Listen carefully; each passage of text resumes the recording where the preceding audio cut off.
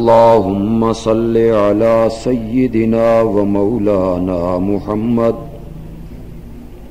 وعلى آل سيدنا ومولانا محمد وبارك وسلم۔ سورۃ توبہ کی ابتدائی 3 آیتیں تلاوت کرنے کا شرف حاصل ہوا۔ ان کا آسان لفظی ترجمہ وہ بھی میں نے آپ کو سنا دیا۔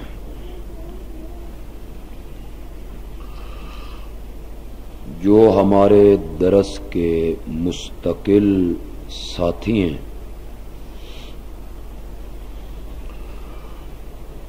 وہ جانتے ہیں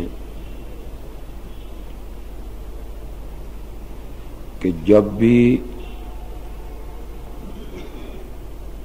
کسی نئی صورت کو بیان کرنا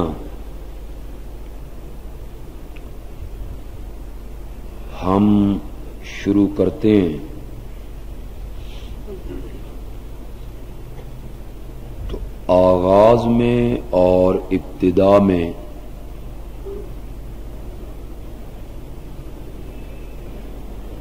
دو تین باتیں ضرور بیان ہوتی ہیں۔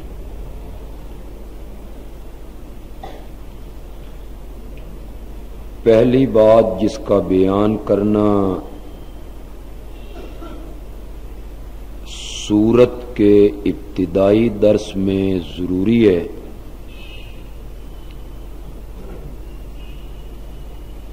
وہ یہ ہے کہ اس سورت کو پہلی سورت کے ساتھ کیوں رکھا گیا۔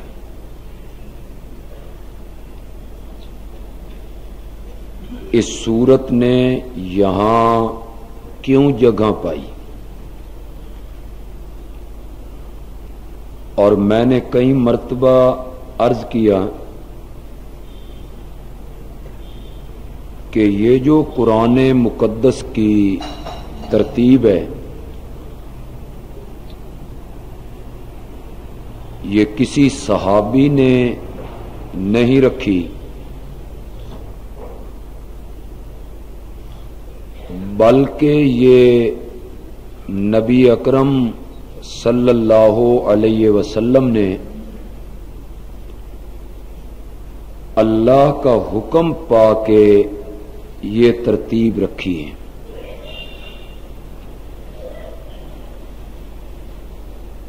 جب کچھ آیتیں اترتی تو آپ فرماتے اسے فلاں سورت میں رکھ دو،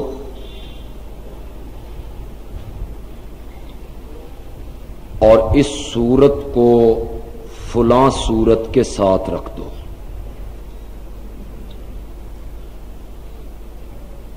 یقینی بات ہے کہ امام الانبیاء صلی اللہ علیہ وسلم نے کسی سورت کو جب دوسری سورت کے ساتھ رکھنے کا حکم دیا تو یقیناً اس کی کوئی خاص وجہ ہوگی، اسے بیان کروں گا انشاءاللہ۔ دوسری چیز جو ہم ابتدا میں عرض کرتے ہیں وہ ہے سورت کا نام۔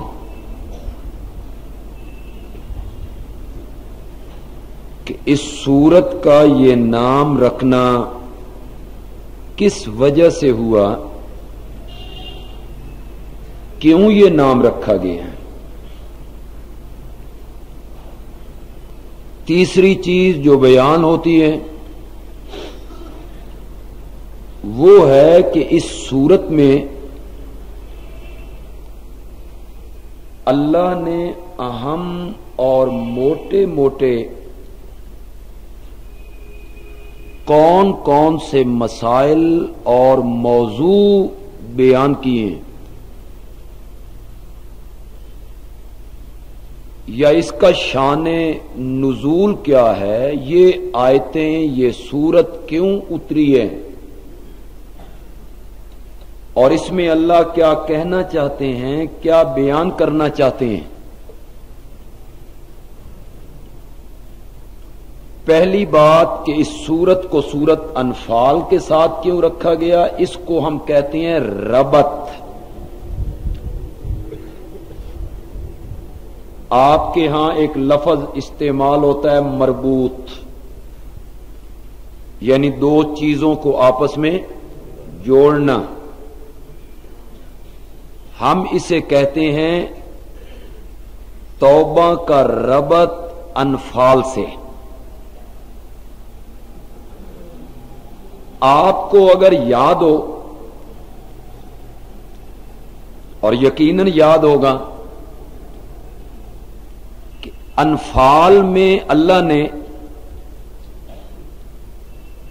قوانین جنگ بیان کیے تھے۔ یہ سورت جو ہم پڑھ آئے ہیں، اس میں اللہ نے جہاد کے قاعدے، جہاد کے اصول، جہاد کے ضابطے اور قوانین بیان کیے۔ ثابت قدم رہنا، میدان میں پیٹھ نہیں دینی، آپس میں انتشار، افتراق، اختلاف نہیں پیدا ہونے دینا، ہر معاملے میں اللہ اور اللہ کے رسول کی اطاعت کرنی، فرما برداری کرنی، نافرمانیوں کی طرف نہیں جانا۔ قوانین جنگ بیان ہوئے اور ہلکا سا اشارہ کیا، وَقَاتِلُوهُمْ حَتَّى لَا تَكُونَ فِتْنَةٌ، اس وقت تک اللہ کے رستے میں لڑو جب تک کہ دنیا سے شرک والا فتنہ مٹ نہیں جاتا، وَيَكُونَ الدِّينُ كُلُّهُ لِلَّهِ، اور جب تک اس دھرتی پر خالص عبادت اور پکار میرے اللہ کی نہیں ہو جاتی۔ ہلکا سا اعلان جنگ، پھر اس کے قوانین اور ضابطے اور اصول، اور دوسری چیز جو سورت انفال میں بیان کی وہ یہ تھی کہ جب تمہیں جنگ میں فتح ہو جائے اور تمہیں مال غنیمت ملے تو مال غنیمت کی تقسیم میں اپنی اپنی رائے کو دخل نہیں دینا، بلکہ مال غنیمت اس اللہ کے حکم سے تقسیم کرنا ہے جس نے تم 313 کو 1000 پہ غالب کیا ہے، جس نے فرشتے اتار کے تمہیں ثابت قدم رکھ کے آسمان سے بارش برسا کے ریتلے علاقے میں تمہارے پاؤں جما کے اور تمہارے ہاتھوں میں آنے والی چھڑیوں کو تلوار بنا کے، جس نے تمہیں فتح سے ہمکنار کیا ہے نا، مال غنیمت کی تقسیم کا حق بھی اسی کو ہے۔ یہ دو چیزیں سورت انفال میں اللہ نے بیان کی اور ہم اسے پڑھ آئے ہیں۔ اب سورت توبہ میں اللہ تعالی ایک تو واضح اعلان جہاد کریں گے، اعلان جنگ کریں گے، نیز اللہ سورت توبہ میں یہ بتائیں گے کہ جنگ اور جہاد کن سے کرنا ہے۔ یہ جنگ جو کرنی ہے، یہ لڑائی جو لڑنی ہے، یہ تلوار جو اٹھانی ہے، یہ دین کو پھیلانے کے لیے جو باہر نکلنا ہے، تو یہ جہاد اور جنگ کس کے ساتھ تم نے کرنی ہے، کیوں کرنی ہے، ان کا قصور کیا ہے، ان کا قصور کیا ہے جن کے خلاف تمہیں تلوار اٹھانے کی ہم اجازت دے رہے ہیں۔ یہ مسئلہ اور یہ مضمون اب اللہ بیان کریں گے سورت توبہ کے اندر سورت توبہ میں اللہ اسے کھول کے اس مسئلے کو بیان کریں گے. آئیے تھوڑا سا یہ تو ربط ہو گیا. دیکھیے اتنا تعلق ہے ان دونوں صورتوں کا. باقی ہر صورت کا پچھلی صورت کے ساتھ تعلق ہے, لیکن ان دو صورتوں کا اتنا گہرا اور اتنا مضبوط اور اتنا پکا اور اتنا پختہ تعلق ہے کہ جب نبی اکرم صلی اللہ علیہ وسلم نے سورت توبہ کو انفال کے ساتھ رکھوایا تو درمیان میں بسم اللہ لکھوائی نہیں. گویا کہ آپ نے ان دونوں صورتوں کو ایک صورت قرار دیا, آپ نے درمیان میں بسم اللہ نہیں لکھوائی ہے. یہ اس کے اتصال اور گہرے تعلق کی بنا پر ہے. چونکہ ایک الگ اور مستقل صورت ہے, لہذا صحابہ کرام نے جب اسے ترتیب دیا تو انہوں نے بھی درمیان میں بسم اللہ نہیں تحریر کی ہے. مضامین کے اعتبار سے یہ دونوں صورتیں الگ الگ نہیں ہیں بلکہ ایک ہیں. دونوں میں ایک ہی مضمون بیان ہو رہا ہے. اللہ کی راہ میں مال خرچ کرو, اللہ کی راہ میں جہاد کرو. جہاد سے جی چرانے والے جو ہیں کب تک زندہ رہیں گے, اور جہاد کرنے والے جو ہیں ان کے لیے ہم نے جنت کے باغات تیار کر رکھے ہیں. یہی بشارات ہیں, خوشخبریاں ہیں. جہاد کی ترغیب اللہ دیتے ہیں. جہاد سے جی چرانے والوں کو اللہ ڈراوے سنانے لگتے ہیں. چنانچہ دونوں صورتوں کے مابین بسم اللہ الرحمن الرحیم اس لیے نہیں لکھی گئی کہ اگرچہ یہ ہیں تو الگ الگ صورتیں, لیکن مضامین کے اعتبار سے یہ دونوں کیا ہیں, ایک ہے. کہ بسم اللہ بھی ان کے درمیان میں نہیں لکھی گئی ہے. ورنہ جتنی صورتوں کے درمیان بسم اللہ الرحمن الرحیم لکھی جاتی ہے یہ اس صورت کا مستقل حصہ نہیں ہے. ہر صورت کا حصہ نہیں ہے بسم اللہ, بلکہ بسم اللہ لکھی گئی ہے دو صورتوں کے درمیان فرق واضح کرنے کے لیے کہ یہ صورت پہلی ختم ہو گئی, اب نئی صورت شروع ہوئی, اس لیے بسم اللہ اتاری گئی دو صورتوں کے درمیان فرق کرنے کے لیے. ہاں سورت نمل 20واں 19واں پارہ وہاں جو بسم اللہ الرحمن الرحیم ہے وہ سورت کا حصہ ہے جو حضرت سلیمان کا خط ہے بلقیس کے نام, اور اس میں حضرت سلیمان نے لکھا تھا انہو من سلیمان و انہو بسم اللہ الرحمن الرحیم. گویا کہ قرآن پاک کی صورتیں بھی 114 ہیں, اور سورت انفال اور توبہ کے درمیان بسم اللہ نہیں بھی لکھی گئی تب بھی قرآن پاک میں بسم اللہ 114 مرتبہ خدا نے ذکر کر دی. اس لیے کہ سورت نمل میں کتنی مرتبہ ہے, 2 مرتبہ. ایک دفعہ اس کی ابتدا میں جب سورت کو الگ کرنا چاہا اللہ نے, اور ایک اس سورت کے درمیان میں جب سلیمان علیہ السلام کا مکتوب گرامی بلقیس کو لکھا جا رہا ہے اس میں انہوں نے لکھا انہو من سلیمان و انہو بسم اللہ الرحمن الرحیم. یہ تو ربط ہو گیا, تعلق ہو گیا دونوں صورتوں کا آپس میں. وجہ تسمیہ اس صورت کا نام سورت توبہ کیوں رکھا گیا؟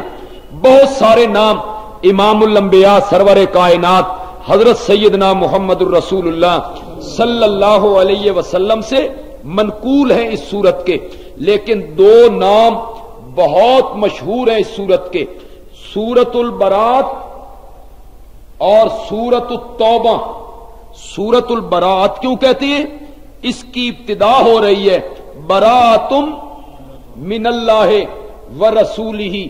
برات کہتے ہیں اظہار بیزاری کو, برات کہتے ہیں الگ ہو جانے کو, برات کہتے ہیں اپنے آپ کو بری قرار دے دینا, اظہار بیزاری کر دینا. تمہارا ہمارا کوئی تعلق نہیں ہے, ہم تم سے بری ہیں, اظہار برات کرتے ہیں. چونکہ اللہ نے اس صورت میں مشرکین سے اظہار برات کیا ہے لہذا اس صورت کا نام کیا ہے؟ سورت برات ایک نام اس کا یہ ہے. مشہور نام جو قرآن پاک میں لکھا جاتا ہے وہ ہے سورۃ التوبہ. اور سورۃ التوبہ اس کو اس لیے کہتے ہیں کہ اس سورت میں 8 صحابہ جو غزوہ تبوک میں نہیں جا سکے تھے ان کا ذکر جب آئے گا تفصیل میں وہاں بیان کروں گا. 8 صحابہ جو غزوہ تبوک میں نہیں جا سکے, نیت ان کی غلط نہیں تھی الیاذ باللہ, نیت ان کی بری نہیں تھی الیاذ باللہ, بس یہ گھر کے کام کاج آج ختم کرتے ہیں, آج نکلتے ہیں, شام نکلتے ہیں, صبح نکلتے ہیں, کل نکلتے ہیں. قافلہ نکل گیا ہے, نبی پاک اور صحابہ نکل گئے. ظاہر بات ہے جو قافلہ چلتا ہے, قافلہ کتنا تھا, لشکر کتنا تھا, 30,000. اور انہوں نے جانا کہاں تھا, شام کی سرحد پر. شام کی سرحد پر اس لشکر نے پہنچنا تھا جہاں آپ کو اطلاع پہنچی تھی کہ قیصر روم 1 لاکھ یا 3 لاکھ کی فوج لے کر عرب میں داخل ہونا چاہتا ہے اور وہ مدینہ منورہ پہ حملہ کرنا چاہتا ہے. قیصر روم, جب آپ کو یہ اطلاع ملی تو آپ نے صحابہ کرام سے مشورہ کیا کہ اس سے پہلے کہ قیصر روم 3 لاکھ کی فوج لے کر ہماری چھوٹی سی بستی مدینہ منورہ پہ حملہ کرے, ہم کیوں نہ نکل کے شام کی سرحد پہ اس کا مقابلہ کریں, اس کے ملک کے قریب جائیں, ہم حملہ آور ہوں. چنانچہ آپ نے 30,000 کا لشکر ترتیب دیا. یہ 30,000 کا لشکر جا رہا ہے. ظاہر بات ہے جہاں لشکر چلا جاتا ہے وہاں جب رات کو پڑاؤ کرنا ہے, نمازوں کے لیے رکنا ہے, بہت ٹائم صرف ہوتا ہے. یہ 8 صحابی سوچتے ہیں صبح نکلتے ہیں, شام نکلتے ہیں, یہ کام نپٹا لیں, یہ کام نپٹا لیں. بالکل نیک نیت ہیں یہ صحابہ کرام. چنانچہ آج کل کرتے کرتے اطلاع پہنچی کہ نبی پاک تو کامیابی کے ساتھ مدینے میں واپس آ رہے ہیں. یہ جب پہنچے اور قیصر روم کو پتا چلا کہ مسلمان 30,000 کا لشکر لے کر میری سرحد پہ اکٹھے ہو گئے, تبوک میں انہوں نے ڈیرے ڈال لیے اور میرے انتظار میں بیٹھے ہوئے ہیں, اللہ نے اس کے حوصلے پست کر کے رکھ دیے. وہ اپنی فوجیں لے کر واپس چلا گیا. نبی پاک 20 دن تبوک میں رہے. 20 دن آپ نے وہاں ڈیرے ڈالے رکھے کہ قیصر روم میں جرت ہے تو مقابلے میں آئے, ہم اس کی سرحدوں پہ آن کھڑے ہوئے ہیں.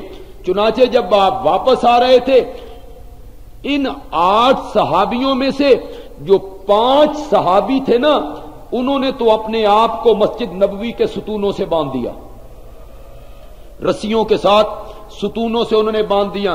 نماز کے ٹائم ہمیں کھول دیا کرو, پھر ہمیں ستونوں سے باندھا کرو. ستون سے ہمیں کھولیں گے نبی پاک جب اللہ ہماری توبہ قبول کرے گا. معافی کی یہ صورت انہوں نے اختیار کی, اپنے آپ کو انہوں نے ستونوں سے باندھ لیا کہ ہماری معافی کا اعلان ہو, پھر ہم اپنے آپ کو رہا سمجھیں گے. چنانچہ بہت جلد اللہ نے ان کی توبہ کو قبول کر لی. رحمت کائنات نے اپنے دستے مبارک سے ان کو ستونوں سے کھولا, خوشخبری دی, اللہ نے تمہاری توبہ قبول کر لی. 3 صحابی جن میں ایک حضرت کعب ہیں رضی اللہ تعالی عنہ, انہوں نے چونکہ اپنے آپ کو ستونوں سے نہیں باندھا ہے, تھوڑی سی ڈھیل ہو گئی, تھوڑی سی تاخیر ہو گئی معذرت کرنے میں. حضرت کعب کہتے ہیں کہ جب نبی پاک واپس آئے تھے ایک منافق آتا تھا, وہ کہتا یا رسول اللہ ضرور جانا تھا, میری تو ماں بیمار ہو گئی سی. نبی پاک نے فرمایا چلو خیر ہے, تو نہیں آیا کوئی بات نہیں. دوسرا آ گیا, اس نے کہا جی ہم نے ضرور آنا تھا جی, تلواریں بھی تیز کر رکھی تھی جی, گھوڑا بھی تیار تھا جی, بیوی بیمار ہو گئی تھی جی, آ نہیں سکے. آپ نے فرمایا ٹھیک ہے مجبوری تھی, چلو جاؤ. چوتھا آ گیا, بہانے پہ بہانے بنانے لگے, بہانے بنانے لگے.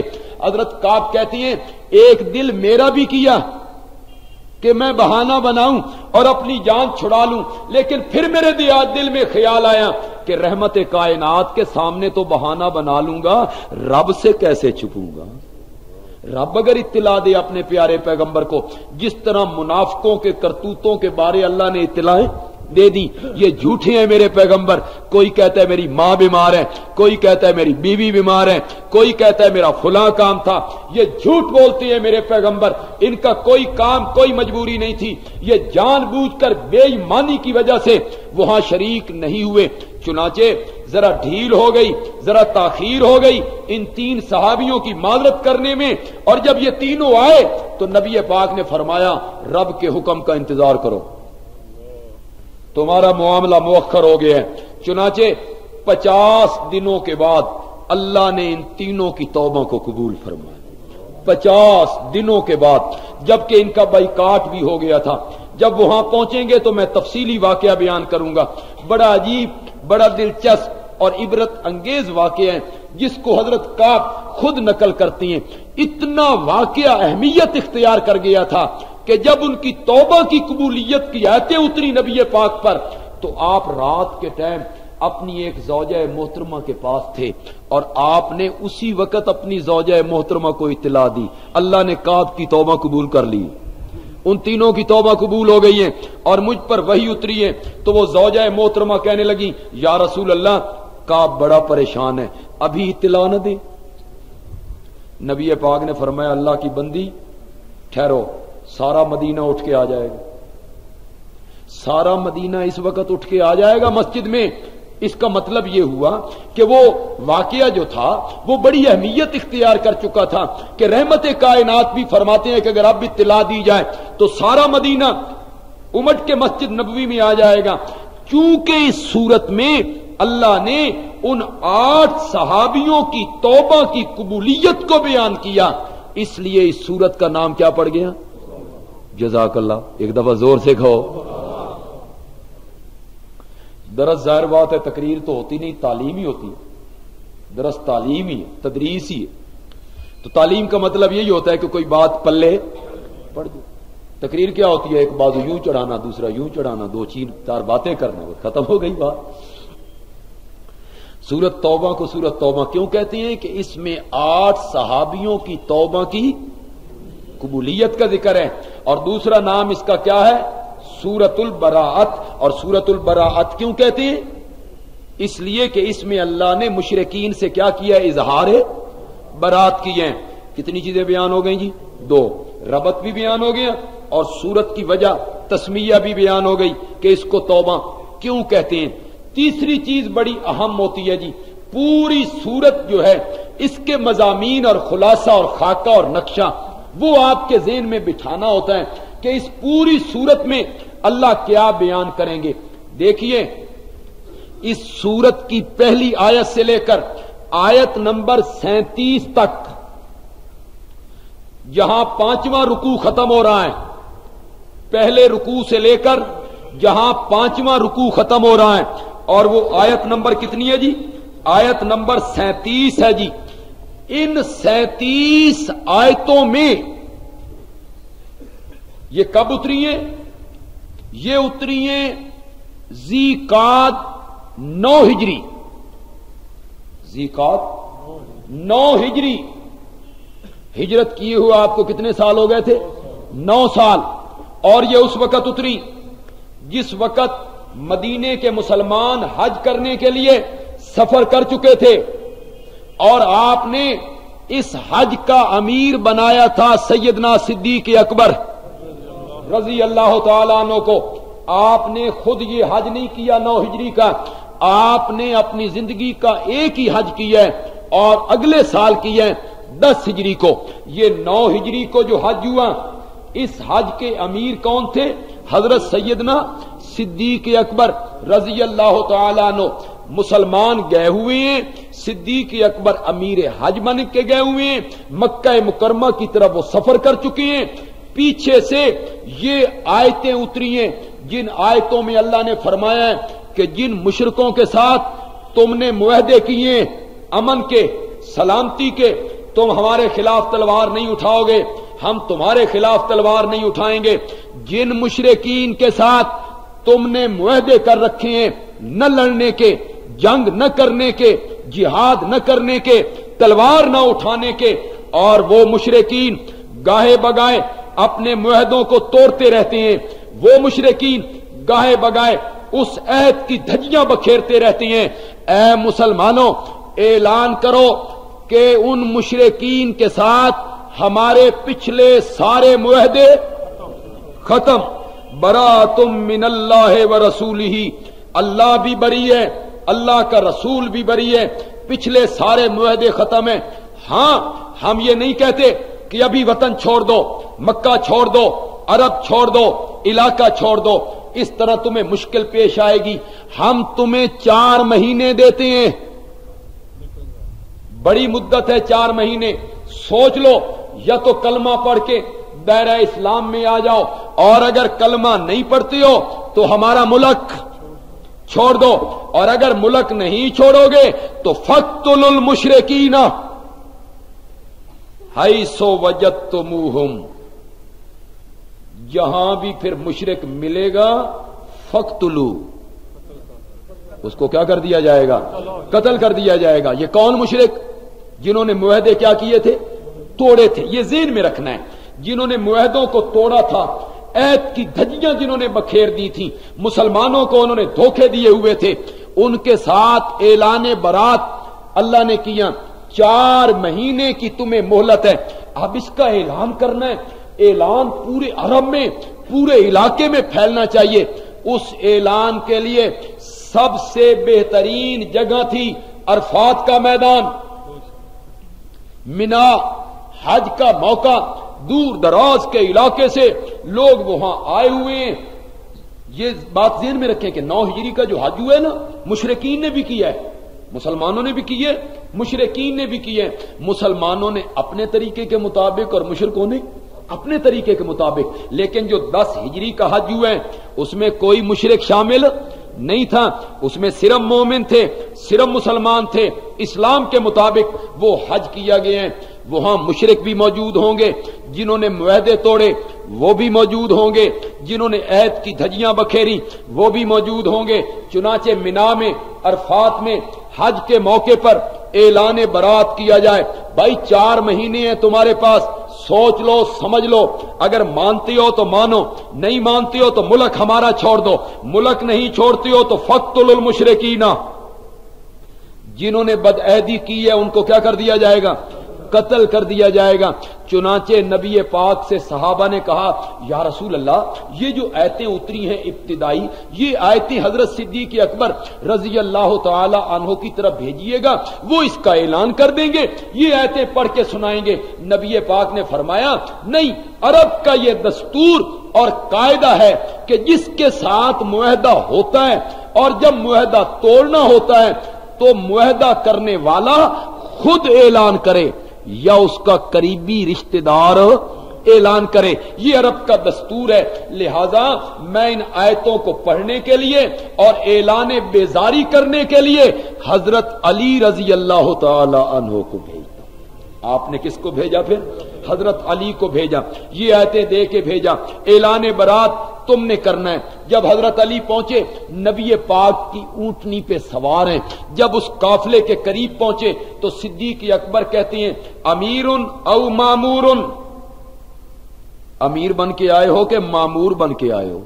یعنی حج کا امیر تو نبی پاک نے مجھے بنایا تھا، پھر تمہیں پیچھے بھیج دیا تو مجھے واپس بلا لیا، یا تمہیں امیر نبی بنایا؟ امیر او مامور، امیر بن کے آئے ہو یا مامور بن کے آئے ہو؟ حضرت علی نے کہا، مامور بن کے آیا ہوں، آپ کی عمارت میں حج کرنا چاہتا ہوں، خطبہ عرفات میں آپ دیں گے، خطبہ منا میں آپ دیں گے، حج کے سارے افعال آپ ادا کروائیں گے، میں تو صرف اعلان برات کرنے آیا ہوں۔ جو سورت توبہ کی پہلی آیتیں اتری ہیں، یہ جو پہلے 37 آیتیں ہیں نا جی، ان میں کیا ہوگا؟ اعلان، بولیے ذرا پکا لو، اس میں کیا ہوگا؟ اعلان کس سے؟ کون سے مشرکین؟ جنہوں نے عہد کو توڑا تھا۔ آگے خود کہا کہ جنہوں نے عہد کو نہیں توڑا تم بھی عہد کو نہ توڑو، جنہوں نے تمہارے عہد کو نہیں توڑا تم بھی ان کا عہد نہ توڑو، جو معاہدہ ہے وہ پورا کرو۔ ایک چیز یہ بیان ہوگی جی 37 آیتوں میں، توجہ رکھیے، کچھ نہیں ہوتا۔ ان پہلی 37 آیتوں میں اللہ یہ بیان کریں گے کہ مشرکین سے جہاد کی وجوہات کیا ہیں، ان سے کیوں لڑنا چاہیے، ان کا قصور کیا ہے، ان کی غلطی کیا ہے، ان سے جنگ کیوں ہونی چاہیے، ان سے لڑائی کیوں ہونی چاہیے، قتال کی اور جنگ کی وجوہات اللہ بیان کریں گے۔ تیسری چیز جو اللہ ان ابتدائی آیتوں میں بیان کریں گے وہ موانع جہاد کا جواب دیں گے۔ اللہ 4 جواب دیں گے اللہ اس سورت کی ابتدائی 37 آیتوں میں، جو لوگوں کے ذہنوں میں پیدا ہوتے ہیں۔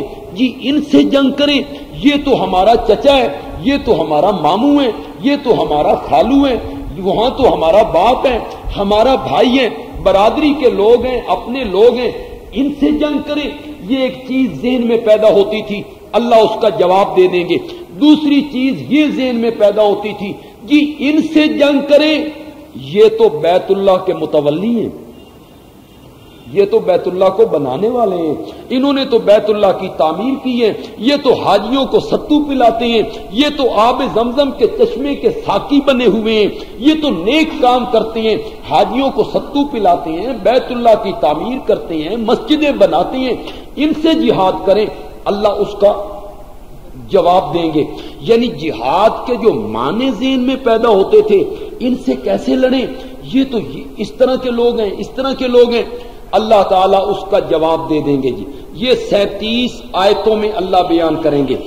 آیت نمبر 38 سے لے کر آیت نمبر 73 تک، جہاں 9واں رکوع ختم ہو رہا ہے، آیت نمبر 73 تک اللہ تعالیٰ کیا بیان کریں گے؟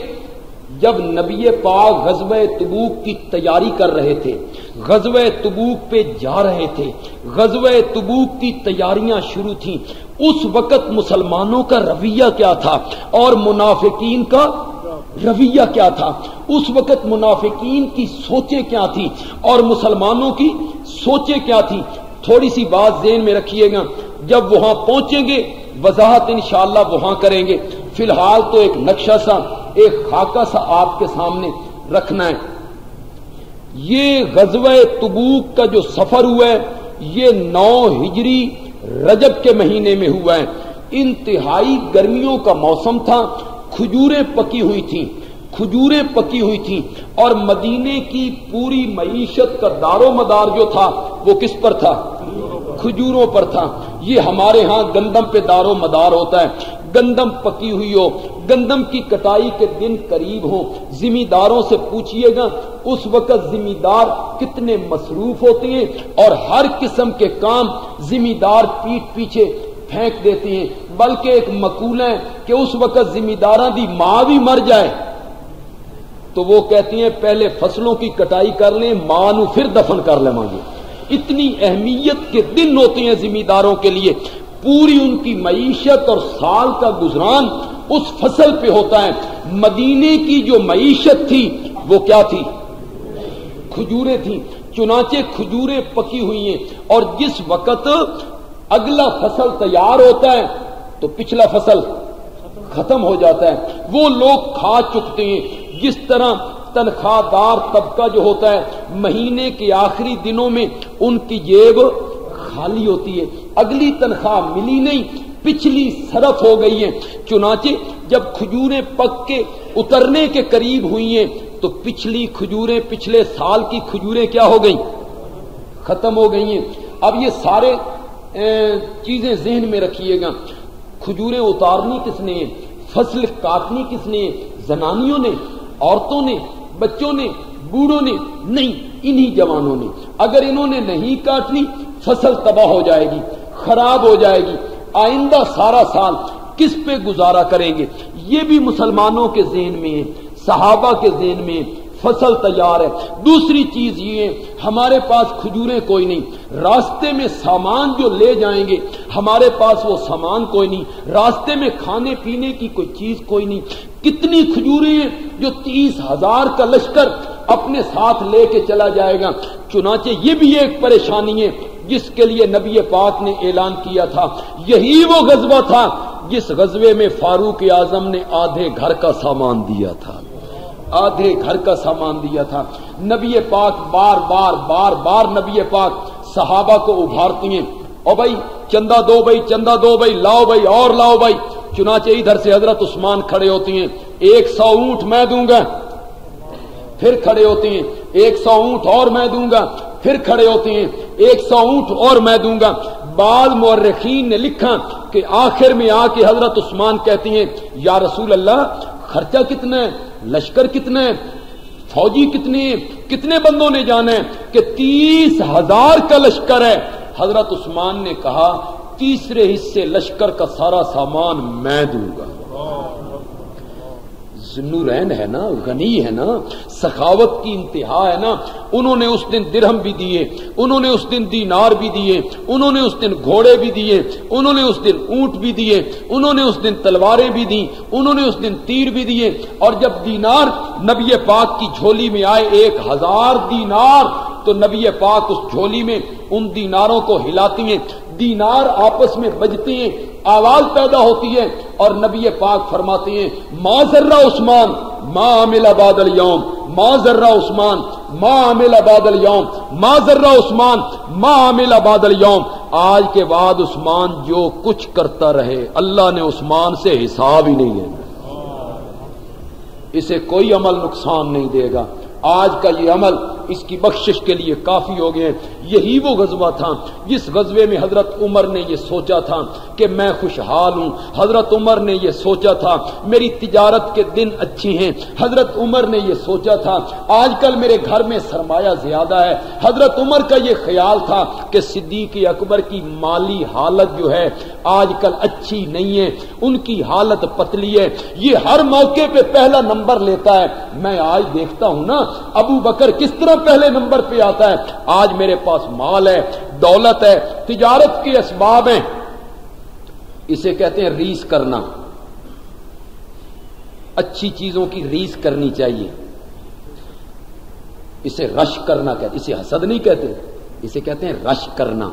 अच्छी चीजों पे रश करना चाहिए। मैं अपने भाई से ज्यादा खर्च करूं, मैं उससे ज्यादा नेकियां करूं, मैं नेकियों में उससे आगे बढ़ जाऊं।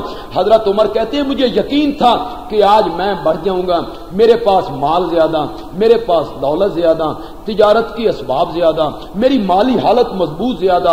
अबू बकर की माली हालत पतली है, उस दिन अच्छे हालात माली उनके नहीं है।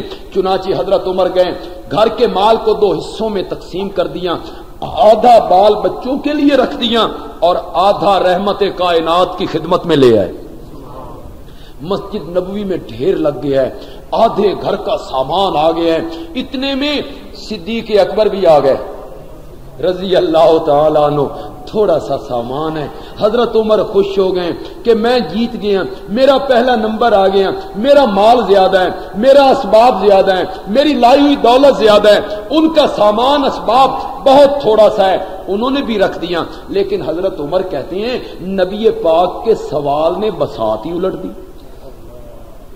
वो जो मेरा ज़हन बना हुआ था वो सारा ही उलट गया। नबी पाक ने ये नहीं पूछा उमर तुम क्या लाए हो, कितना लाए हो, मैं कहता कि इतना लाया हूं, ढेर लग गए हैं, और अबू बकर कहते कि मैं इतना सा लाया हूं।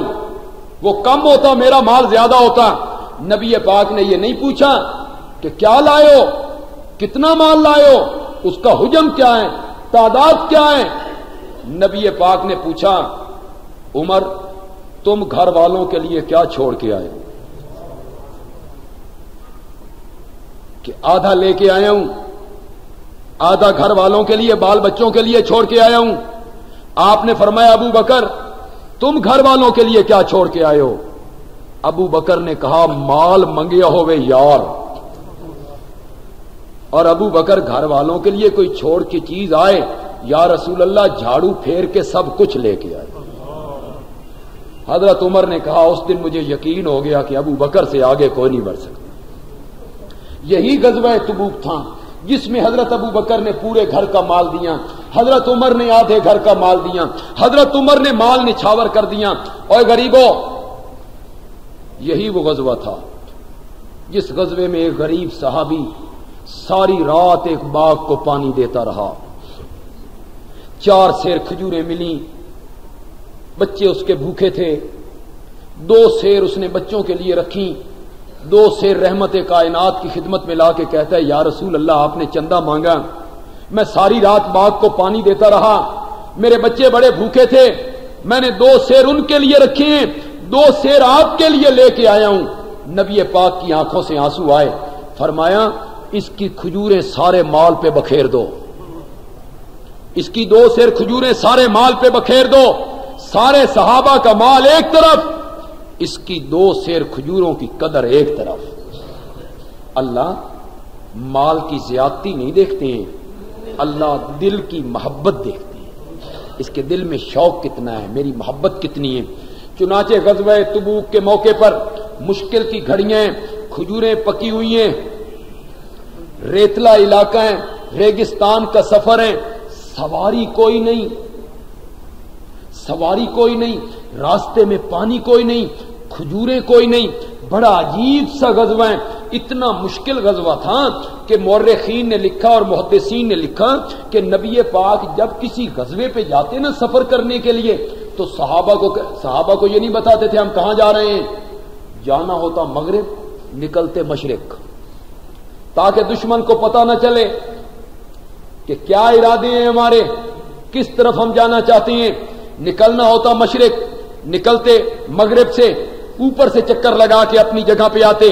لیکن اس غزوے میں نبی پاک نے پیشگی اطلاع دی تبوک جانا ہے، تبوک کو غلط فہمی میں نہ رہنا، سامان سنبھال لو، سواری سنبھال لو، کھجوریں سنبھال لو، اسباب سنبھال لو۔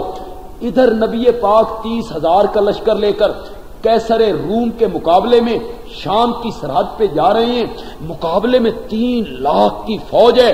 وہ جو مدینے کے منافق تھے انہوں نے ایک مسجد بنائی،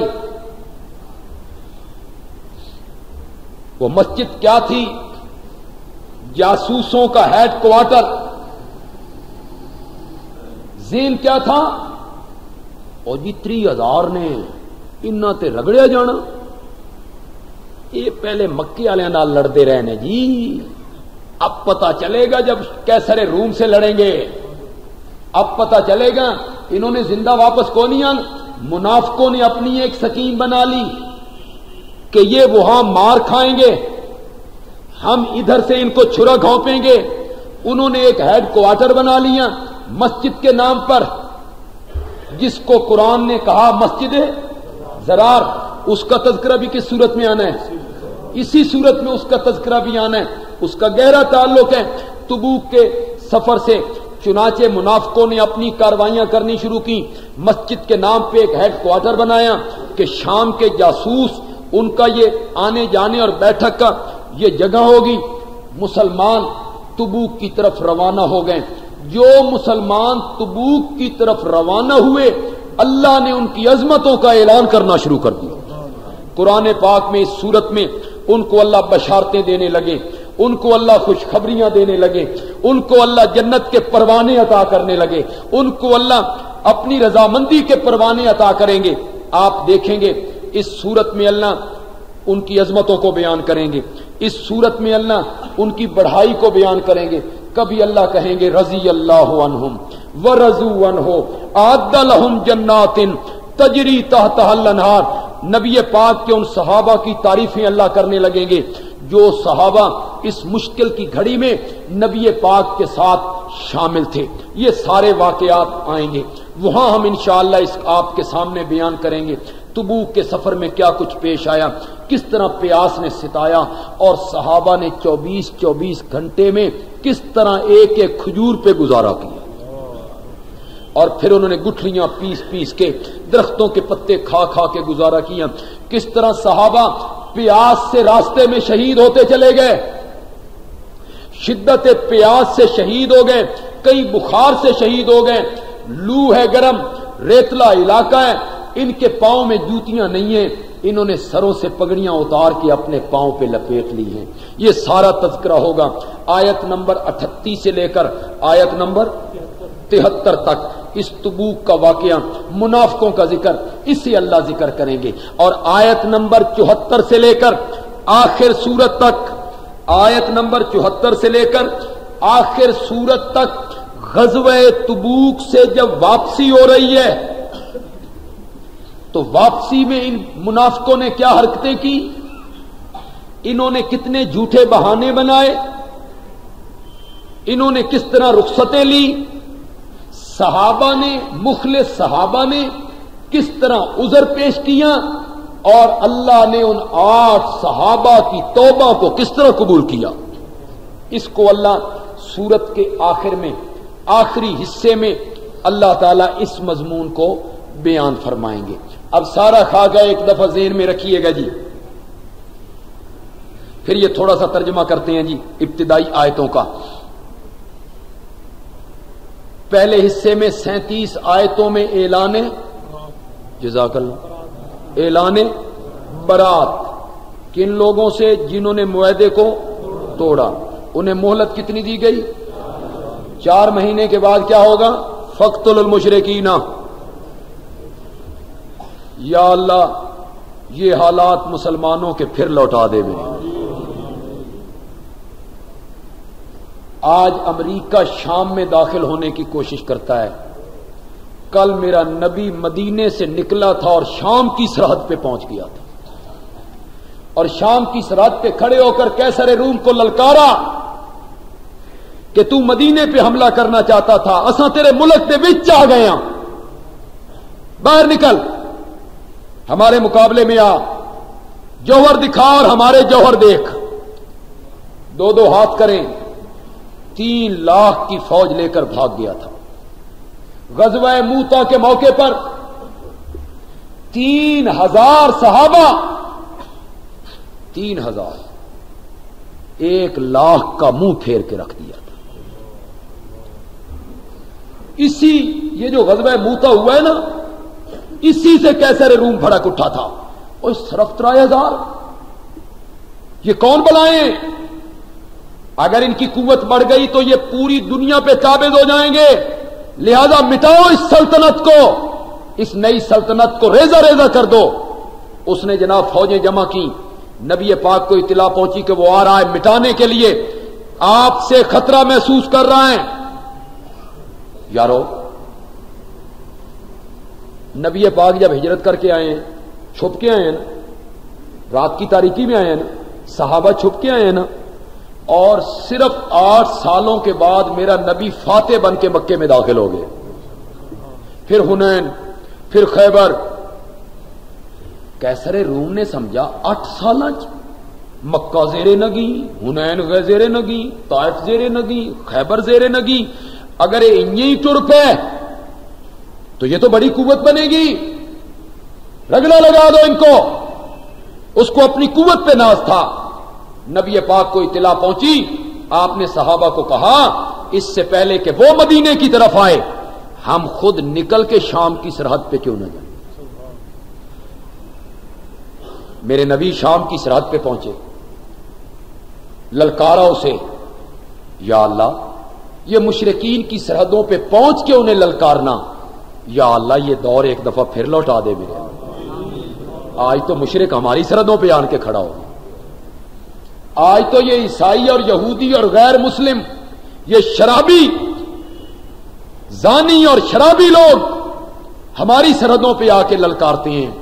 مولا تو ہمیں صحیح معنوں میں مومن بنا دے میرے اللہ، اور پھر اپنا وعدہ پورا کر دے، انتم الاعلون ان کنتم۔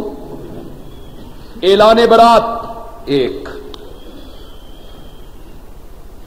دوسری چیز کیا بیان ہوگی؟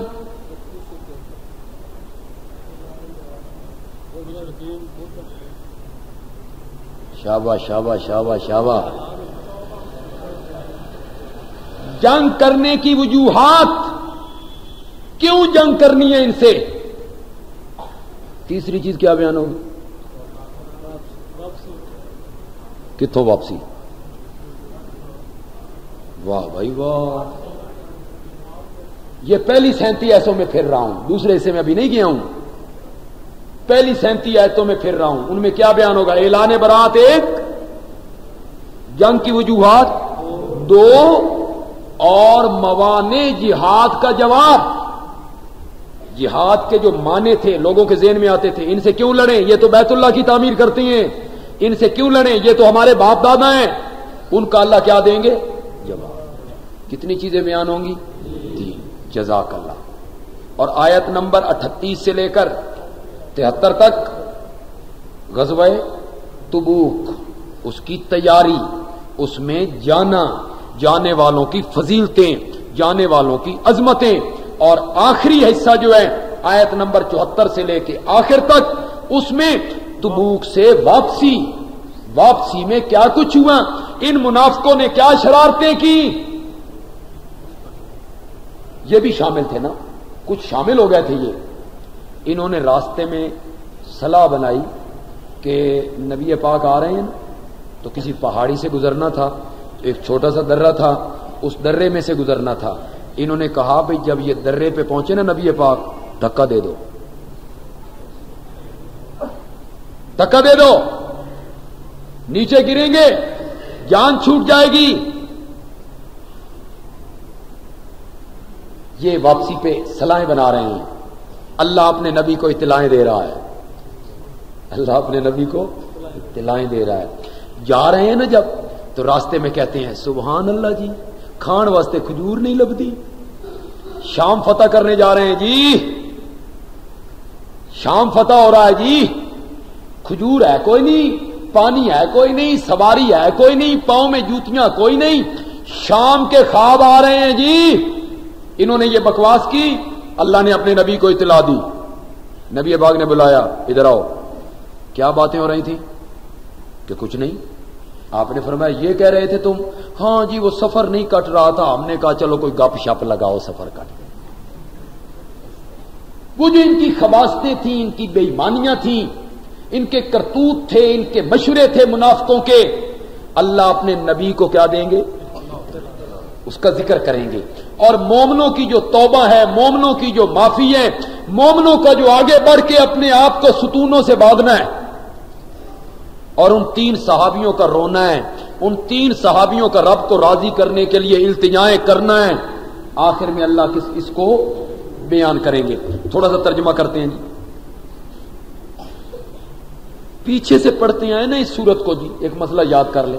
مثلا آپ سورت انفال سے پڑھتے آ رہے ہیں پیچھے، ان اللہ بکل شیء علیم، تو آپ نے بسم اللہ نہیں پڑھنی، آپ نے پڑھنا براۃ من اللہ ورسولہ، اگر پیچھے سے پڑھتے آ رہے ہیں.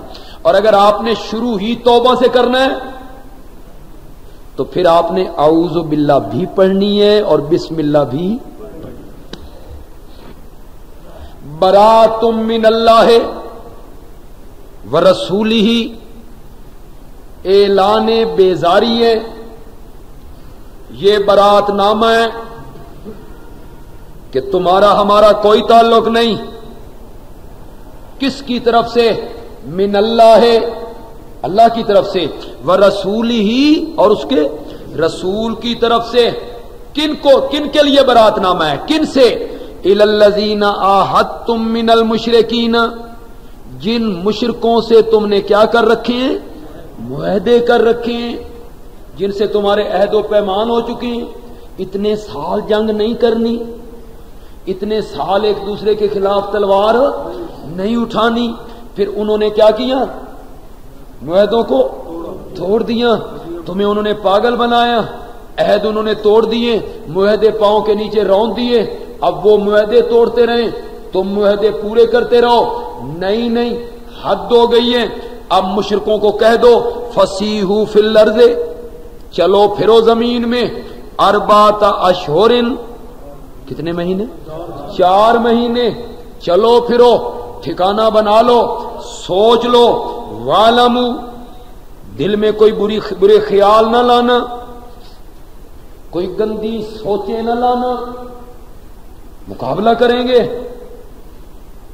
تلوار اٹھائیں گے، گندی سوچیں نہ لانا دل میں. اوے مشرکو، وَاعْلَمُوا، اس بات کو جان لو، انکم غیر معجز اللہ، تم اللہ کو تھکانے والے نہیں ہو، اللہ کو عاجز کرنے والے نہیں ہو. وَأَنَّ اللَّهَ مُخْزِي الْكَافِرِينَ، اور اللہ رسوا کرنے والا ہے. تمہاری رسوائی کا ٹائم آ گیا، تمہیں ذلیل کرنے کا وقت آ گیا. 4 مہینے ہیں تمہارے پاس، سوچ لو، فیصلہ کر لو۔ وَأَذَانٌ مِّنَ اللَّهِ، اذان کا کیا معنی ہوتا ہے؟ اطلاع۔ اذان کا کیا معنی ہوتا ہے؟ اذان کو اذان کیوں کہتے ہیں؟ یہ نماز کی کیا ہے؟ اطلاع۔ اذان من اللہ، اطلاع عام ہے، اعلان عام ہے۔ دوسرا معنی اذان کا معنی اعلان، اعلان عام ہے، من اللہ ہے، کس کی طرف سے؟ اللہ کی طرف سے، ورسولہ، اور اس کے رسول کی طرف سے، الی الناس، سارے لوگوں کو، یوم الحج الاکبر، حج اکبر کے دن۔ حج اکبر کیا ہوتی ہے؟ عرفات کا دن جمعے کو آ جائے، 9 ذی الحج جمعے کو آ جائے تو یہ حج کیا ہوتی ہے؟ یہ غلط ہے، یہ غلط ہے، اس کا شریعت میں کوئی اہمیت نہیں ہے، اس کی شریعت میں۔ عمرے کو کہتے ہیں حج اصغر، عمرے کو کیا کہتے ہیں؟ حج اصغر۔ اس کے مقابلے میں حج کو کہتے ہیں حج، ہر حج اکبر ہوتی ہیں۔ پھر نوٹ کرو، یہ ٹھیک ہے، اہمیت کی بات ہے کہ 9 ذی الحج کو جمعہ آ گیا، بڑی اچھی بات ہے، مبارک دن ہے، لیکن وہ حج اکبر بن گئی؟ نہ، ہر حج اکبر ہوتی ہے، کس کی نسبت؟ عمرے کی نسبت۔ عمرے کو کیا کہتے ہیں؟ حج اصغر۔ حج اکبر کے دن یعنی 9 ذی الحج کو یہ اعلان ہوگا منا میں یا مزدلفے میں، حج اکبر کے دن اعلان ہوگا، کیا اعلان ہوگا؟ ان اللہ بریء، بے شک اللہ بری ہے، من المشرکین، کس سے؟ اللہ بری ہے مشرکوں سے، ورسولہ، اور اس کا رسول بھی کیا ہے؟ بری ہے۔ اللہ اور اللہ کے رسول کا مشرکوں سے کوئی تعلق نہیں ہے، ہم بری ہیں۔ فَإِن تُبْتُمْ فَهُوَ خَيْرٌ لَكُمْ، اے مشرکین اگر تم توبہ کر لو، شرک چھوڑ دو، توحید کو مان لو، کلمہ پڑھ لو، فَهُوَ خَيْرٌ لَكُمْ، تو یہ تمہارے حق میں بہتر ہے، دین میں آ جاؤ، کلمہ پڑھ لو۔ وَإِن تَوَلَّيْتُمْ، اور اگر تم نے اعراض کیا، اگر تم نے منہ موڑا، اگر تم نے کلمہ نہ پڑھا، اگر تم نے شرک کو نہ چھوڑا، فَاعْلَمُوا، ایک دفعہ پھر سنو، انکم غیر معجز اللہ، تم اللہ کو عاجز کرنے والے نہیں ہو، تم اللہ کو تھکا نہیں سکتے ہو، میری گرفت سے بھاگ نہیں سکتے ہو، میرے عذاب سے بچ نہیں سکتے ہو۔ وَبَشِّرِ الَّذِينَ كَفَرُوا بِعَذَابٍ أَلِيمٍ، میرے پیغمبر کافروں کو خوشخبری سنا دردناک عذاب کی، اس دنیا میں بھی پکڑیں گے اور مرنے کے بعد ہمارے پاس آؤ گے تو تمہیں دردناک عذاب میں مبتلا کر دیں گے۔ تفصیل انشاءاللہ اب اگلے درسوں میں ہوگی۔ یہ تو ایک خاکہ سا تھا، نقشہ سا آپ کو سنایا۔ بڑی دلچسپ اور معلوماتی صورت ہے، بڑی تاریخی صورت ہے، جس میں مسجد زرار کا واقعہ، جس میں تبوک کا واقعہ، بڑی تاریخی واقعات جس میں ذکر ہیں۔ میں امید کروں گا کہ آپ تمام حضرات انشاءاللہ اسی ذوق شوق کے ساتھ درس قرآن میں اسی طرح شامل ہوتے رہیں گے انشاءاللہ، اور دوستوں کو بھی آپ دعوت دیں گے اور دوستوں کو بھی آپ کہیں گے۔